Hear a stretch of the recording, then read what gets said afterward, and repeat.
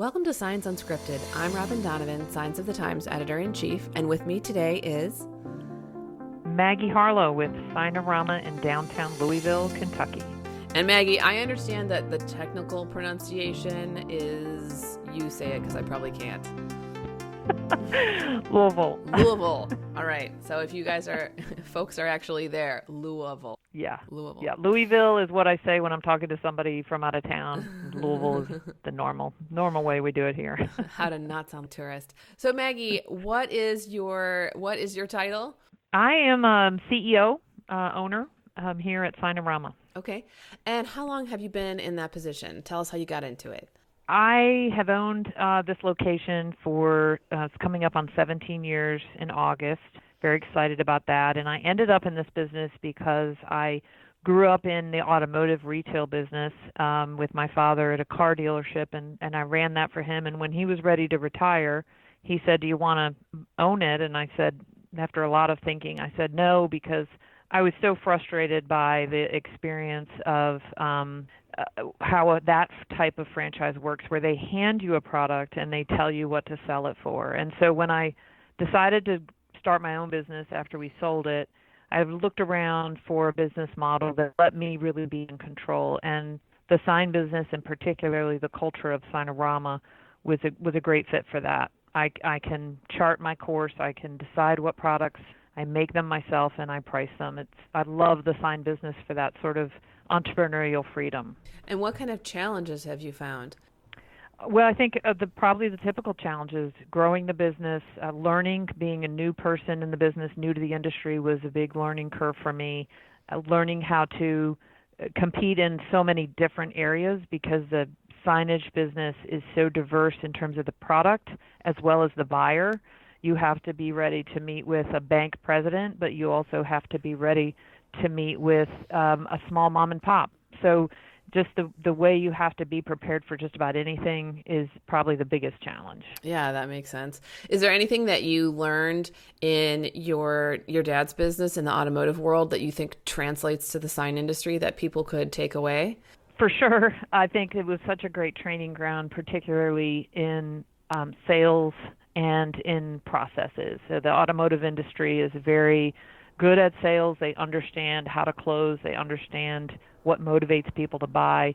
I went from, in the automotive business, a good closing rate in terms of sales would be to close 20% of what you pitch. Wow. And in the sign business, it's more like 50 to 70%. I've found, and so I think for me this has been fun, because not having to hear no from 80% of my clients feels great. And so, what's your best closing tip? If we have a listener who says, "Wow, I don't know if I'm not closing 50%," what could you tell them to increase their closing rate? I think the most important thing is asking lots of open-ended questions and getting your customer to talk, even if it's about a small order, like a banner. They'll tell me how you're going to use it, letting them explain how they're going to use it so you can be sure you're selling the right product and that you're connecting with the client more than just a commodity. Sometimes it is a commodity. Sometimes a customer's just, I need 20-yard signs, or I need, a channel letter set. But a lot of times clients are buying in order to solve a problem, or to make themselves look good, or to start their business. And so by asking open-ended questions about, why is this important? Have you ever bought this product before? How will you know you found the right vendor?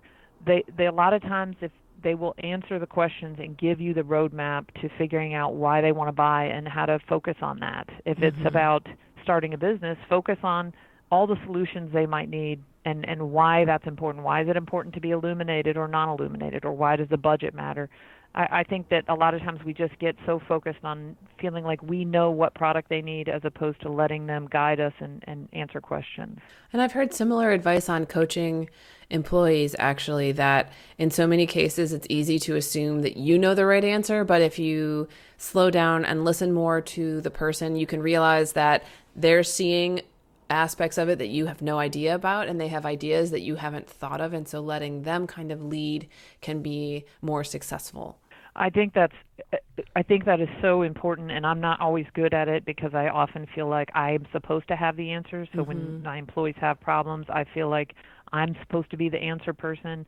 I think as I've aged, I've gotten better at realizing I just need to ask them, how would you solve it? What Yeah, would what you do you like to do think? about this? Exactly. Yeah. And they do know more than I do in most cases. Oh, I know, and just realizing that you don't have to have the answer in 10 seconds. You can say, "Wow, that sounds hard. What do you think?" And keep the conversation going instead of and being directive, and that helps them grow as well.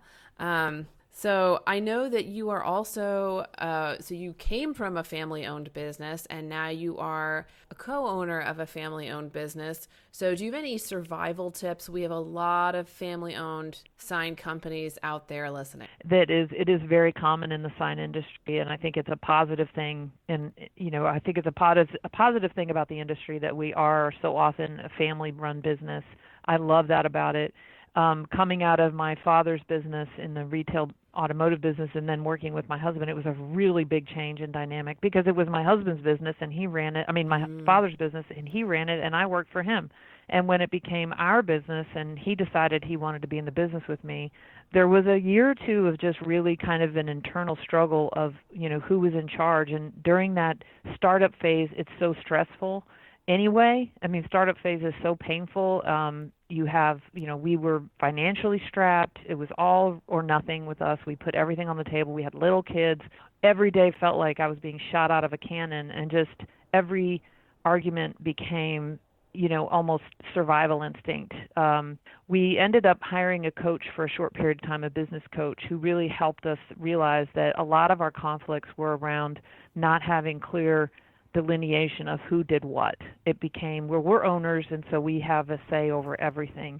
And once she helped us really figure out, we call them sandboxes. That's sort of our nickname for it now. Is we say, well, that's in your sandbox, so that's his responsibility. This is my responsibility.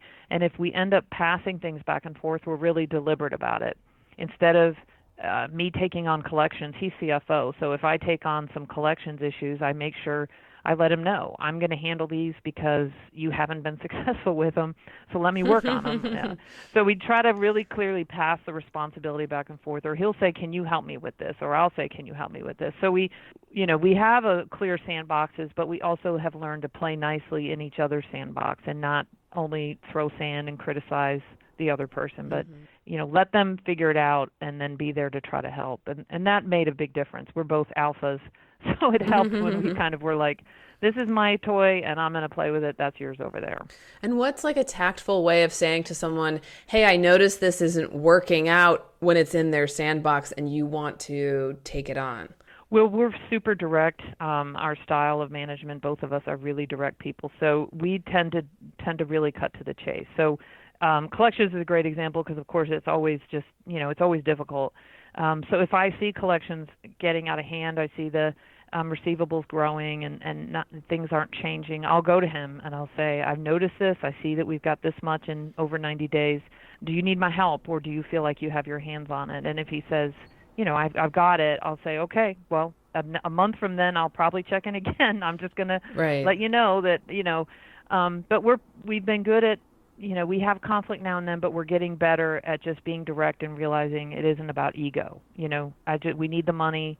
Do you need my help or not? And then, we can try to be honest with each other. But that takes a lot of practice, and you have to learn to put your ego aside and just know, believe in your heart that your spouse is coming from a place, or your partner, even if it's not a spouse, it might be a business partner. We always try to come from the assumption of the positive and not letting our ego get in the way and start blaming each other. Right, because you started working together for a reason, I suppose. And so, if that trust is completely eroded, there might be maybe time for a different conversation.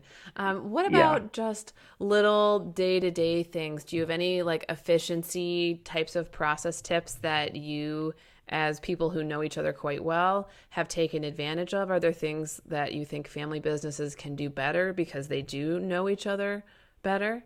I think a really important key is that our conversations are our conversations and they're private. So if we're having a difficult conversation, we really try to have it away from the staff and try not to triangulate too much. Everybody knows we're different. Everybody knows that, mom and dad have a different dynamic, but trying to keep any conflict between us and keeping it as professional as we can and treating it like we are coworkers and not just spouses is really important to us. So I think that's important. And I also think some hacks for me are getting in early. I love to get in before everybody's here so I have an hour to set my mind about what my day is going to be like.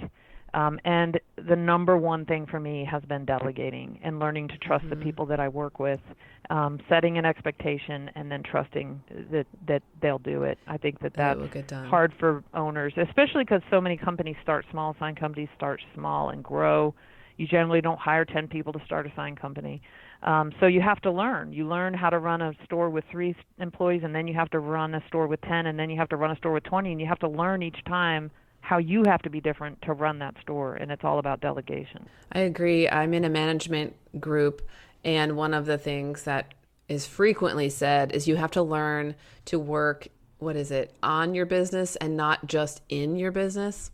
Right. So it's like, get out of the day-to-day, and that can work on all different scales, right? It's like, get out of the day-to-day, let people you trust do their work without your micromanagement or even management in some cases, and then let them do their thing so that you can look at bigger picture types of questions that take a little more space to be concerned with. So I had someone describe it to me once as plastic bottles and glass bottles.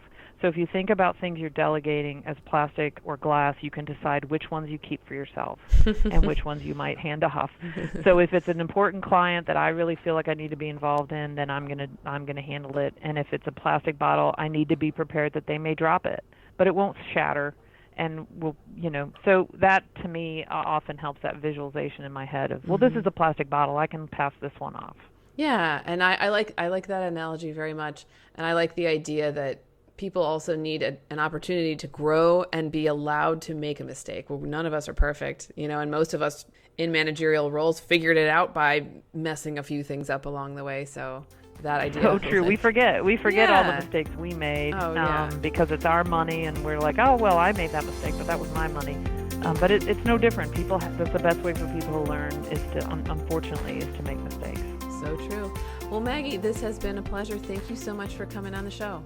Thank you, Robin. I loved being invited, and thank you so much.